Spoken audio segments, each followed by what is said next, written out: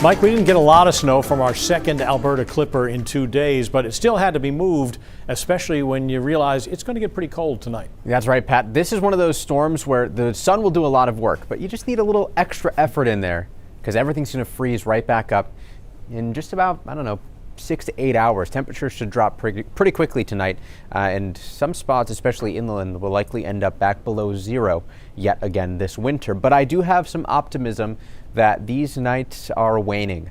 I don't know how many more chances we really have to get nights this cold. This will probably be one of the coldest nights that we see for the rest of the season, if not the coldest. Snow totals over the last couple of days have actually been pretty impressive across parts of the Penobscot Bay, the Mid-Coast, and down east. Brooksfield in Hancock County, 8 inches, 7.6 inches in Rockport, 7.6 inches in Waldoboro. Auburn came in at 5.3 inches. Otisfield in Oxford County with 4.8 inches. Pretty impressive, honestly, to get that much snow out of these little clipper systems. Cape Elizabeth came in around 4.5 inches. We had a couple of spots in the 5 to 7 inch range as well. Here's the snow so far this season. Portland's still running below normal, and it's going to be tough, I think, to actually catch back up to where we would normally be.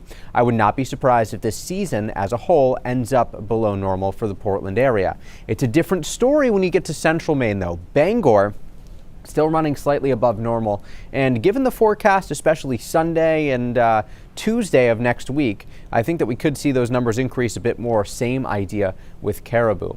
Wind chills have become a little bit more interesting, especially across western Maine, down to 3 below in Rangeley, 3 in Greenville, and that's a combination of that colder air that is dropping in right now with the stronger wind gusts. Notice the wind chills are not as bad once you get toward the mid-coast and down east, because that's where the wind still has yet to arrive, but that's going to change over the next several hours. Once these last snow showers finally move on out, and I do expect them to fall apart a little bit more as they get closer to the coastline down east, we will see colder, drier air settle on in, and that will be very noticeable with these strong northwest wind gusts. Behind this system, not much else to talk about. No moisture, cold, dry air on the way. Temperatures dropping steadily for the rest of the afternoon, with most back down below 30 degrees as early as 2 or 3 o'clock this afternoon. By 7 o'clock this evening, clouds clear out, temperatures start to fall back quickly, and part of this too has to do with the snowpack. We've freshened that up over the last several days, so that's really going to let temperatures fall back by early tomorrow morning. Tomorrow afternoon, not looking too bad. We could see clouds return a little bit. Temperatures only between about 25 and 30 degrees though, so certainly running below normal for this time of year. Saturday, on the other hand, looks great. High pressure, lots of sunshine, around 40 degrees. This warm front approaches, and we start off Sunday with a bit of wintry mix, sleet, freezing rain, but we quickly will end up changing over to rain as early as about 9 a.m. on Sunday, and then we've got a second storm that rides along this front on Tuesday, and I think the backside of that will likely end up with some snow.